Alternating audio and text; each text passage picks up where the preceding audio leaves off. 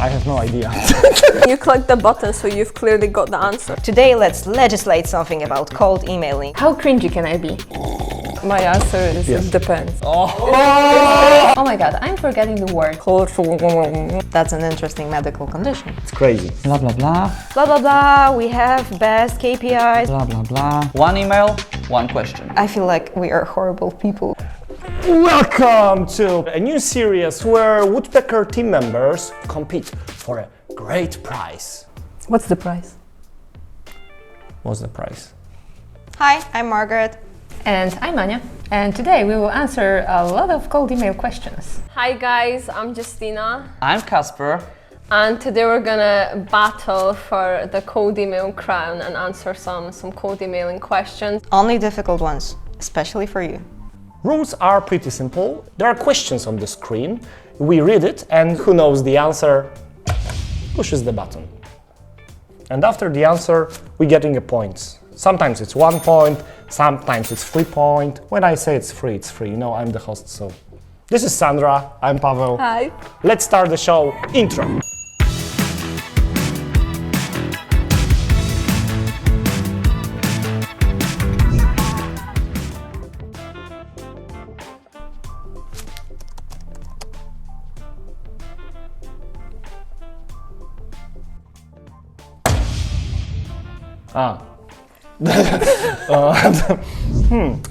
Now I can read the question. Yes.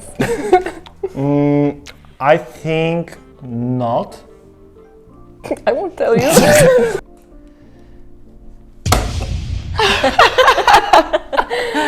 Hot or not?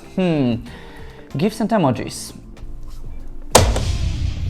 Depend on the recipient. I mean, if you sell insurances and you try to use cool emojis and like, hey, my insurances are super cool, like, come on and watch it, and flames, wherever, I'm like, oh my goodness, that's like a level of cringe that I feel like too much when I'm telling it. From the deliverability point of view, always no. Maybe not always, but usually we say no to GIFs and emojis and longer videos, links. The goal of cold email is to land in the primary inbox, and all the HTML things, including videos, images, and moving things in emails, hurts deliverability, and emails are landing in spam.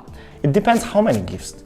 Because it's like a 1 GIF or 2, then okay, but if more, then it sounds a little childish and not so serious. The serious graph, should be in the middle, like serious, not really serious. So it's like, should be like here. So here is like Please don't hit me. 0. So here is like 0 GIFs. Here is like 1, 2 emoji. Yeah, like 200 emojis. It's like not really. It's like it's crazy. I guess it depends. I mean, if you like the super hype up language, probably, yeah, you're better with hype up language. I'm horrible with that. Yeah, actually, if there was some kind of like insurance in case of fire, then I could use a fire emoji, like, why not? No, just kidding. No, it won't be professional in that case. This is the answer to every question, like. It depends. It depends on the circumstances. I may assume it's a good idea, unless it's a bad idea, then it's a bad Please idea. don't lawyer us right now. I'm sorry. I will try. I think also if you're using GIFs, it might harm your deliverability also, besides looking childish. So 1 point to each other.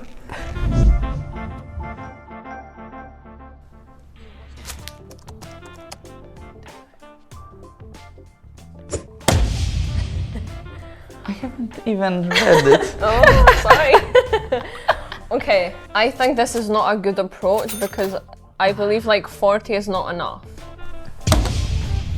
I would say it's not a very good approach because the total number of prospects is too small to actually have like statistically relevant statistics. Yeah. I didn't even finish to read. Just a second. I wait. One more time. You won. Yeah, I already did. No. No, yeah. It's. I agree. The group is too small. So it should be like hundreds or? Yeah. I think like the more the better. For example, if you're like A/B testing like a subject line, obviously you could potentially do it with 40 people and then have 20 and 20. But then, you know, are these results really reliable if you're then gonna, you know, add the subject line in a campaign where, you know, for example, you're sending it to 400 people, you know? Yeah. Is that gonna be reliable? I don't think so. Totally agree that it's not good in this scenario, but I'm wondering how many is the exact number. Is it at least 100 to start A/B testing? I mean, 40 sounds poor for any cold emailing campaigns. You don't need that much automation if you need to send for 40 prospects. But A/B testing, I would say like 500 a minimum for 2 versions or 3 versions. Well, if you have super precious 40 prospects sent manually, don't do A/B testing. But 40, not enough. What number is like a good number? I don't know. I'd say above 45. 42 would be better. No, but above 100? 100 maybe? Definitely more. Okay. The more the better. I think it's not a good approach. We can add even 10,000 prospects and do A/B testing, but then after this A/B testing experiment, we would lose, you know, half of them because the better. Yeah.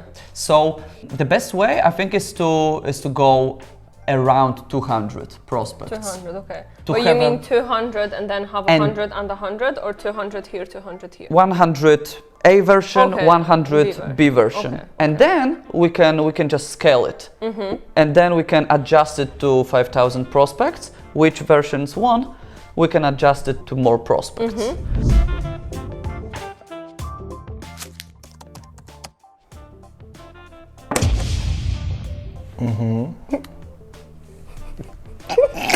This emoji looks so cute. Yeah, exactly. I don't think I understand the question. And review it. Can you say? You just talked about that in your video. Yeah, right.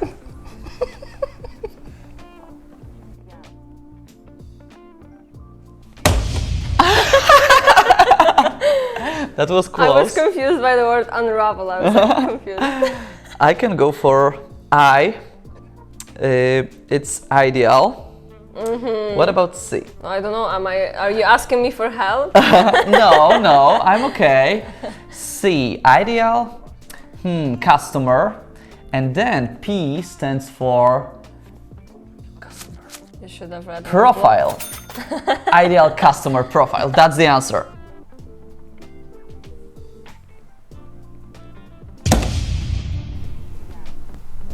Not sure.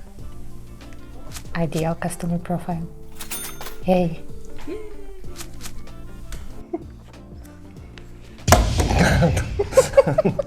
Your turn. Ideal customer profile. Oh! Yeah, it's ideal customer profile. It's true. I made a video about it. I need to watch it first to understand it. I just record it, you know, and that's all. Why do we need to define ICP? I guess, you know, so you have someone that's like the ideal customer profile. So then, you know, when you're reviewing like different prospects and searching for prospects, you know what you're looking for. Yeah. You know, because there's no point adding people to, you know, to your list to send cold emails if they don't fit your ICP. Because they're not gonna wanna buy, you know, like you're gonna have no value from them. So what's the point, you know? Just leave them out, leave them for others. Leave them for others? I'm not good at reading. This is a very original start to an email. Blah, blah, blah, blah, blah, blah. What is it about? What? Is it even called email? Yeah? I don't know. I'm bored after first sentence. The From humble seedlings to mighty trees. average person using English don't know half of these words. Yeah, me too. And I'm bored after every sentence. Okay. Go on. Or am I think, or this is, it looks like a poem? So like, in these times, people don't read poems. I'm sorry, it's true. But Oh. but since so many people are sending cold emails, if you were to send a poem, not this one, but a shorter one that you Like wrote yourself, White poem. like 4 lines that you wrote yourself, and it rhymes and it's relevant to the prospect. How is it those Japanese poems? The short Haiku. haiku. Yeah, a cold Haiku would email, be great. haiku. Haiku. It could be a series. Cold email haiku. It could be. Ah. No way. Let's start with the pluses. So, Everything is wrong with that. I mean, even this best regards look pretentious. Who the hell sells garden with cold emailing? Well, if I say it's boring like a poem, I probably discriminate half society, but then it's kind of, sorry for my uneducated level. It's very difficult. It's boring. It gets even more boring because it's difficult. I have no idea what they are selling and I don't want to buy this vacuum cleaner. the biggest pros of this cold email is that it has it's formatted. There are 3 parts. There is some greetings and signature. So that's the plus. The second plus is I can see the second another I plus. have one. When you were reading it, did you not realize that it's like it has a rhyme? Yeah, right now. You know, no, so it's like it's super personalized. Like the whole 3 paragraphs rhyme. Yeah, you're right. It's catchy. So like to come up with something like that, I mean, I don't know if they like figured that themselves or use like ChatGPT or something, you know, to just make it rhyme. But I think it's too long. This is the main problem. I lost it after like first sentence. From Yeah, humble seedlings to mighty trees, in a garden symphony, I find my ease. Your name. It doesn't rhyme. I think it's not cold email. Is it generated by AI? I don't know. So I think it's too long. like I've never seen a cold email which rhymes. Yeah. Ever. Never. yeah, you're right. Have you? No, never.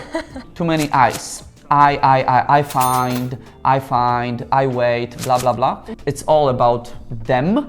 It's nonsensical because it's a long poem. So it's long. It is. It is. Yeah, there's nothing about the prospect, I think. I would avoid adding so many I's, R's, etc. It should be more about them. How can I help you about your problem? The rhyme is pretty weak. Yes. Yeah, I feel like I'm in English class all over again. Time chime. Please. I mean, start art. Who's doing such thing? I mean, Yeah, like time, dime would be so much better. yeah. It's And like, it's time, money. yeah. Care, flair. Come on, man. You can do better. Out of curiosity, what would be the best subject line for this? The subject line should be, Poetic as well. yeah. It should start like any poem. So, like Like an ode to my or services. like unknown 2019. Something which rhymes, I think. Yeah. To like, Yeah. you know, set the tone for the entire message. Something with maybe blooming your garden. Bloom in your garden. Yeah, standard bloom in your garden. Rhymes can bloom your garden. Okay, it's getting creepy. You have a chance to earn another one, like the bonus point, just by reading it loud. Like, I earned my point. Really? And I'm very generous as a person. So I can give my point to you for read that masterpiece out there. How cringy can I be? Like from 1 to 10. Well, the worst, we can all die. Use some real names. Dear Sandra, From humble seedlings to mighty trees, in the garden's symphony, I find my ease. I, Sandra. My name? Okay. I, Pavel, focused with tender care. I would love to make your garden flare. In soil and sunshine, I find my art. Your green space, a canvas where we could start. A quick call of 15 in our shared time, To discuss how your garden could truly how to speak it? Chime. Chime? Truly chime. Brimming with ideas, I await your nod to paint your paradise on the earthly sod. Patient like a bloom, for your reply I wait, to bring your garden to a blooming state. Best regards, Pavel. Amazing. Amazing. No, I would even reply- reading it, I mean, that's cool. Like, I really like respect the person who wrote this, you know. Yeah. Yeah, actually, it was AI. I'll have a flashbacks of that moment. You will. You will. If you got it, would you reply? Yes. I will What would you reply? I will reply, what prompt of AI did you use? I will reply about, like, what the hell? And how do you know about So many my rhymes. garden? I don't have any garden. I don't have any garden, something like this.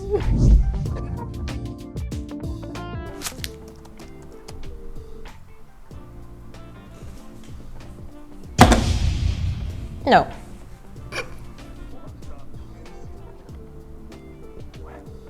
When writing a cold email,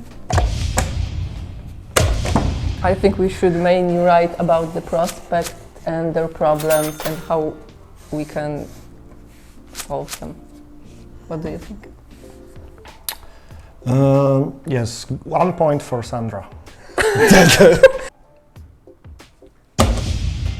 You're too I fast. just press it before I even read it, so No you way! don't press it. It's forbidden. It's against the rules. When writing a cold email, should the email write about your success? Definitely not.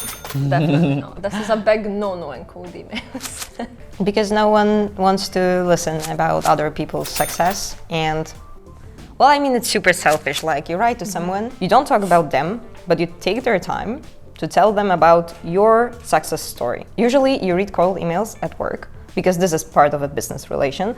So you take your time to listen about someone being super, extremely successful with their business model, and you are blessed enough to receive this email from that person, so that person can come into your life and enlighten you with this absolute blessing of having business cooperation with them. So we always want to focus on the prospect because, you know, imagine like your prospects, they probably have never heard of you or your company. Yeah. So like, why are they gonna care about you? Like, they don't care about you, you know, like, why should I care about them? You know, like, it doesn't make sense.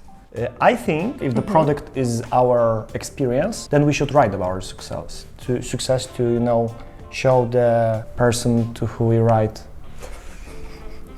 that, oh, he seems, you know, smart. He knows stuff. Seriously. I mean, you take someone precious time, like 15 minutes is usually the time that I get to eat my lunch, make a tea, go to toilet, have a break, not get crazy, reply to messages, check my Slack, and then someone sees that they can take this 15 minutes for their lovely business initiative to tell me how successful they are. Emotional damage. Right? You sound So no. triggered. Yeah, because I hate it. Like, I receive so many cold emails and they were like, blah, blah, blah, we have best KPIs, blah, blah, blah, we will bring you success, blah, blah, blah, be thankful. And I'm like, no. They're spending their time to read your message, so at least focus on them, focus on their successes. Yeah, I would say like even from the subject line, obviously you want the email to get opened, so like straight from the subject line, you have to get them to open the email. Focus on them, focus on their successes, focus on, you know, what they've been doing. Show that you're interested, you've done your research. Well, I'm thinking that if you wrote a cold email to me and you were describing your successes, like, look at this video I just made. Look. And like, assuming I don't know you, I would probably think, huh? Why would I care?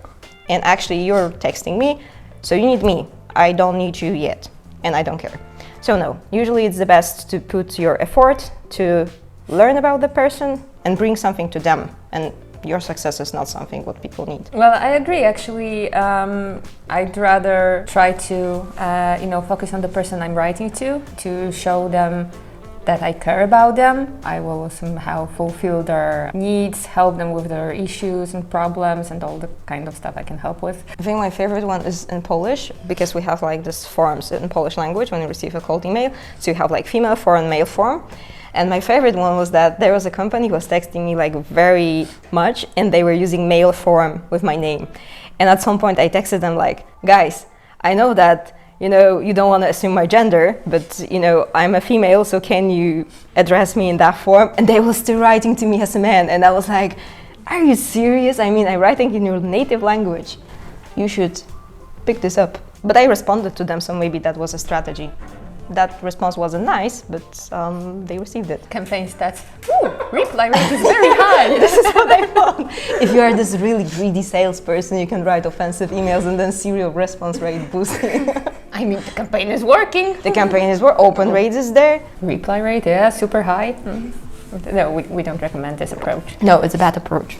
When we should Write write about about our sex. Okay, I would say here, like the only thing that comes to my mind would be like to add credibility. So for Exactly. example, you know, we've had this many people, or Yeah. we made this much money, or like the companies that we help. Totally. So it's like you're writing about your successes, your company's successes, but you're not doing that to like show off. You're doing that for them, like for your prospects to see, you know, like this is a good person, this is a good company. She's right.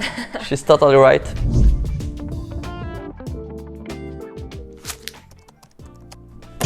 It's your topic, I know. Oh my gosh. Are cold emails allowed in the UK? You should have 3 seconds to answer, Uh, and then if you don't answer, it goes to.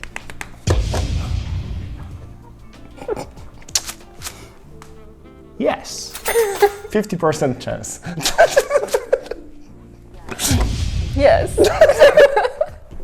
Yes, they are. Oh. There are some regulations you should remember about. I don't remember their names, so sorry. Yeah. But yeah. Can we call to our legal department right now? You are the GDPR master. GTPP. GDPR. Yes, indeed. So, Oh, English accent. actually, no, I shouldn't make laugh of accents. It's not politically correct. In general, there is very limited amount of places in the world which says cold emailing is illegal. Actually, it's not illegal in any country, like a crime, because it's sending emails. In our heads, probably cold mailing is super like high, but for like average person drafting law, it's not like they come to their office and say like, today let's legislate something about cold emailing because that will change the world. It's allowed when you get a yes from the recipients that hey, you're okay to send me your offer. But typically, no one asks about the permission to send cold email because the initial email is just The first one. the first one. So from the legal point of view, I think they need to ask about permission to send offer, cold email, etc. Yeah, but like no one does that. But no one does that. Unfortunately, cold emailing is not so important from a legal perspective, and as long as you don't do harm and you have some legal basis to have this personal data, you're fine. UK or States or, I don't know, Poland, each country has different laws on sending emails and processing data, but it's not like there's a country which says cold emailing / crime is not working this way. Do you agree? With this question, I feel like it's asking if it's legal. So like we know it's legal, you know. If Like it is legal, but then allowed, okay. allowed. Like I don't know. Maybe that's how I understand it. Why did I have to? Okay, so I would say like it is legal, so it's allowed in the UK. Oh my gosh. It's allowed in the UK, but obviously you have to, like, there are some like legal rules or stuff, you know, that you have to like abide by. I think that's also why, you know, we have to include like the unsubscribe. Unsubscribe. So, Yeah. you know, that's like legally we have to include that, I think, in most countries, probably like Yeah. in the US and the UK. Sometimes, you know, it can be replaced. Unsubscribe link can be replaced with the note. Hey, if you don't want to receive more emails from me, just reply and I will disappear forever from your inbox. Because unsubscribe link is a link and we don't want to have any links in our emails in order to have the higher deliverability. From the legal point of view, I think you need to give them way to opt out. Yeah.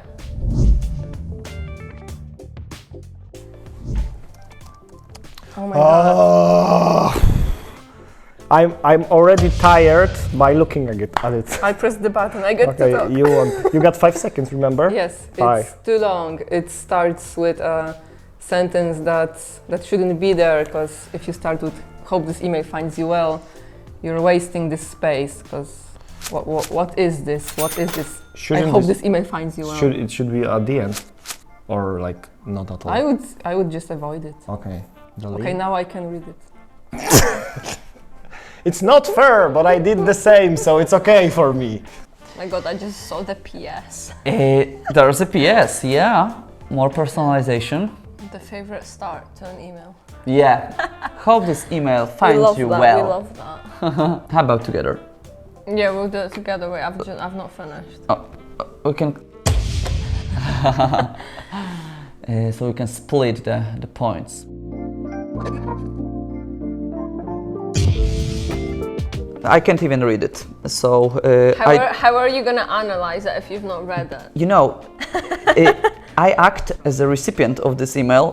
People scan emails. They don't read them. Okay, No that's one true, reads the that's emails. They only scan the email. Hey, hope this is a red flag. You know, they are going line by line with their eyes. It takes only 8 seconds. If you can read it in less than 8 seconds, it's okay. But this one, Too long. it's too long. It's way too long. It's too long. Like, I don't want to read this. Really. It's too long. I mean, again, It's boring. yeah, every long email is kind of boring because we don't have time to read such long emails. Like, we are busy people. Please keep it short and focus on me. It will be good because this one is, oh my God, no. Again, they're focusing on themselves. They're not really talking about how can we, what we offer, Yep. help you and what we can do for you. So I would like definitely rephrase that and focus more on like the benefits for the actual prospect, not on what you do, because like the prospect doesn't care what you do, clearly. So It's talking too much about the person who sent it. Yeah, just one link, so it might work. Because more than it can be spammed, right? Yeah, if you put too many links, it might be not good for deliverability. Yeah, and it's too long, and it's like over half of it is focused on what I'm doing, how I'm so great, and Maybe he's just great. It's Kate, her. oh yeah, sorry, she. Maybe she's just great and she just can't stop to talk about Kate is that. great. Kate is... Another plan! Kate, do it! Hey, it's Kate and I'm great. It's good to see you from my real estate. yeah. And usually if I want to have a book, I'm going to buy a book. I do not recall that I wanted to read a book at the moment, and this looks like a decent introduction, but also like deliverability wise. You have percents, which is big no-no. You have this like abbreviations, which may be spam words. I couldn't help but notice how impressive your work is, which I'll not tell you what it is, because I probably don't know and I don't care and I didn't put snippets, so I have just a random sentence here, but your work is impressive. Anya, your work is impressive. Again, No, what thank you. you're doing? You know. work here? No, I was just passing by, and Alex just But got you me. passed in an impressive way. This is how it feels. Link to the demo. What's the point? The goal of cold email is to get a reply. It's not about selling. relationships. It's building a relationship. So what's the point of sending random Yeah. link to the demo? It's like, it's a sales email, Yeah. basically. I mean, even from the start, like, hey, no name already, hope this email finds you well. You already Yeah. know that it's a sales email, but like going further, they're not really giving any value to the prospect. They're just trying to sell. Sell, yeah. 61% of customers say they prefer retailer. Something. Why did you use this voice? Only 1% because it's salesy voice. Is this your sales It's my voice? salesy voice. Okay. I think the whole PS part, life is good. It's horrible. I mean, oh my god. Hope this email finds you well. No, it won't. This sounds like 90s. I hope this email finds you well. Random numbers, only 1%, blah, blah, blah currently, but 60%.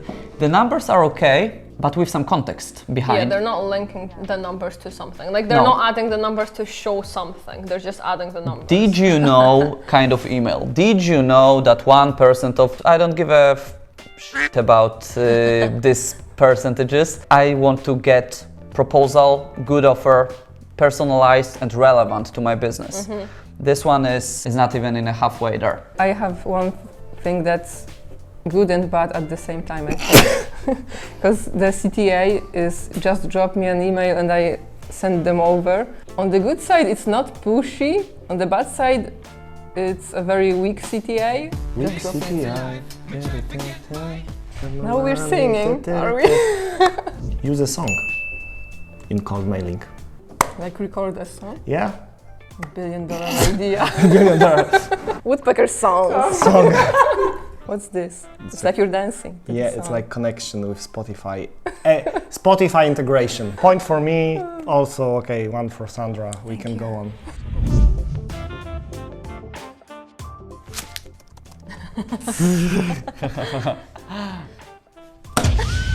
Oh, okay. Okay. Marketing services for software houses. So let's get into details. I mean, you click the button, so you've clearly got the answer. Won't you help me? Okay. No.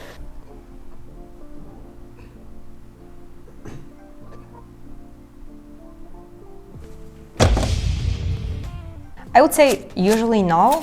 I mean, texting CEOs is like a very tricky part.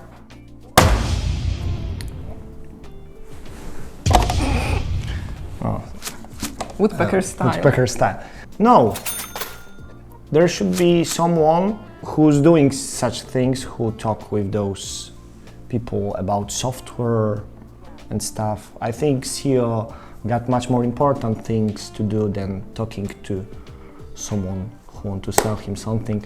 In my opinion, we should target marketing team to get the answer if they need any help with Instagram Reels, with some videos, with some posts, etc. In most of the situations, you are able to find emails to other people. So it's not like you can just reach out to CEO because their email is like public. For small companies, I would say maybe, yeah, if there are not other people to reach out. For good companies, it's a waste of time. When I first saw this question, like, I think you should never contact like a CEO, you know, like it doesn't matter what, because like they're busy, like they're getting thousands more emails than other people in the company. So like if you want to reach them, you start from the bottom. The bottom, yeah. You know, and then if it's gonna be interesting. Maybe it depends on what, like how big the business is. What are you doing? Give it back. This emoji also looks like me, but with a one. No, but you have two. Yeah. Well, if you paint over the second one, then they are round, so. Because it's like. Because I have to look like I'm thinking, but it's not possible. Can you make it in post? Ta-da, cha. Yeah, of course you can. Now, can you make an explosion? Yes. Great, thank you. Yeah, my answer is Yes. it depends. You know, Is this the right answer?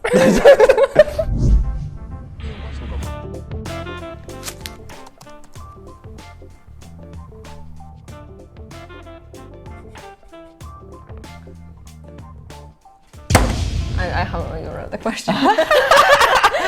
It's against the rules. No, because you did that. Okay, so should your campaign differ depending on the country your prospects come from? 100% yes. I mean, we even have like a blog post and like different materials about, you know. You're cheating. No. I would say yes, because we can, for example, adjust the campaign settings to their time zone. So we won't send our campaign when it's 8 a.m. in our time, but in the other country there is like, I don't know, noon. No, noon is great. Midnight, sorry. Too many 12s on the clock. Yeah. okay. Now you have this question because should your campaign differ depending on the country your prospects came from? Of course it is. Every country got different, style. In the United States it's different. In UK it's different. You can read it on our Link below on the blog post. I highly recommend it. I agree. Wow. Wow. When we send an email on them during the time that those people are asleep, there's a chance they will miss it at some point. Also different communication styles, because when we are probably sending emails to, let's say, Japan, it's like a very different direction. Communication style. Yeah, the communication style might also be quite different to what we know already. Like in some countries, people prefer to be reached out to more casually, so to speak, so maybe more emojis. Yes. Maybe This emoji looks like me, the earth, you know. no, it does. It's like it got the Oh eyes. yeah, no, it's North it's actually America. green and blue. Yes, and the North America is like here, and the South Africa is like here. Yeah. If I do like this. Okay? Maybe also we should mention that if we target different countries, we should adjust sending time to their local time. We should just use the prospect's time zone, so then You can do that in Woodpecker. you can do it in Woodpecker, guys. One click and you're done. That's a great important. feature because you know, my campaigns are sent to US typically, and they are sent in hours afternoon, then they receive it in there before noon. And it makes sense because they receive it not, you know, during 3 a.m. 3 a.m. in the middle of nowhere, but adjusting sending time to the prospect's time zone is crucial.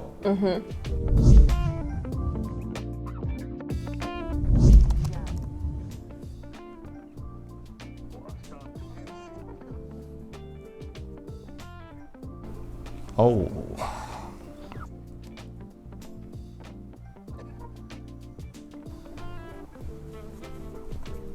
I'm having difficulties going through the first sentence. Is it? I'm just fill out the high first name. Where to start? Aside from a doubtful name of a brand that may bring some weird connotations with skin issues, well, there is very poor personalization because you have just like first name and then company name.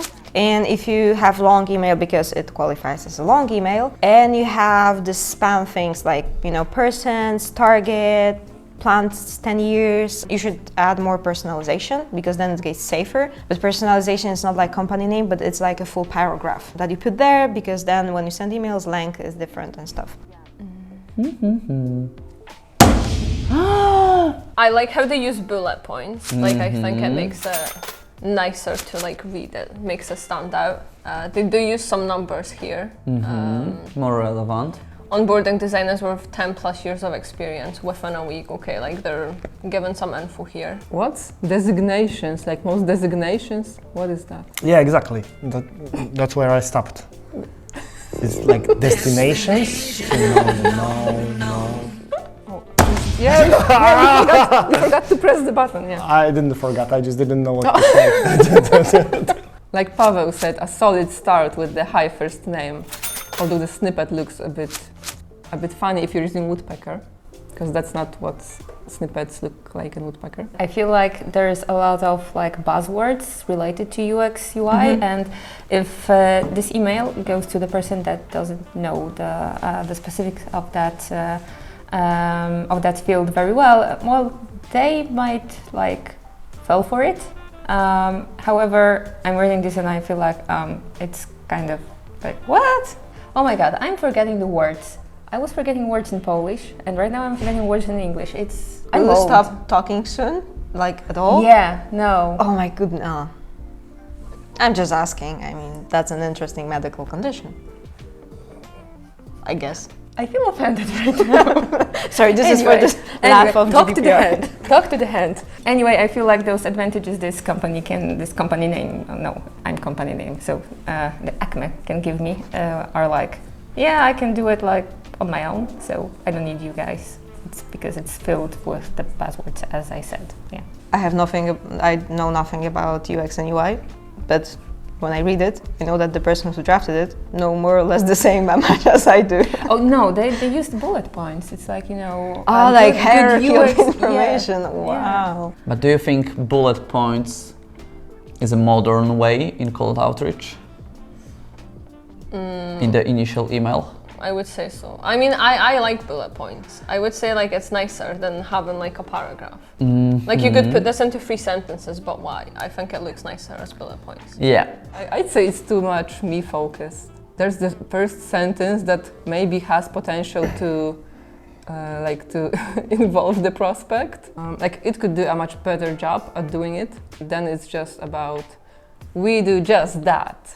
We can help you connect by partnering with us. But that's also a problem with like industries that are more specific, in the sense that, for example, if you sell a service that is very generic, I mean, everyone can imagine what you're doing, like, I don't know, cleaning services. You have office, you want a cleaning services, you can imagine that the person comes, cleans, and that's the end. But if you do something more like product development, and then you have some, actually with product development, those are my favorite emails. Hey, do you want some consultation about using Python, or I don't know, some kind of database that we don't use? And I'm like, yeah, wonderful, we have never used that, so bring it on, this is what we need for our industry. So it's also important, like, if you're reaching out to a prospect, be at least on a decent level of knowledge. This provides value, and it's a perfect example for follow-up. They could do the same, they could get it in the follow-up. The first follow-up could be, clarification to the initial email, plus give some value, and this is the value. Onboarding designers, a week. 20% a week. Is it a priority now? Worth a chat, open to learn more, curious to learn more, etc., etc. Rewriting call to action from the initial email and adding some value in between. Okay, so we'd say like the call to action, you would use the same one. They gave even two. I think they gave us 2 more information. Too much, okay. Too much information, yeah. Congratulations, I won, but it was a fair fight. You didn't, but thank you. Look at the points. You see? I won. Okay guys, so now like, comment and subscribe our channel. Now, do it now. I feel like we are horrible people because you showed us 3 emails and we're like, yeah, and it's now. Judging is kind of related to law, so... Yeah, I know, I love it. I mean, I have a great fun. Is there someone else to criticize here? We should give you like this hammer that the judge has. Yeah. And that's all for today's episode, guys. Don't forget to click like button and hit the subscribe button and And all the buttons, No, hit all the buttons. Hit all the buttons you find downstairs. So see you in the next one. Button.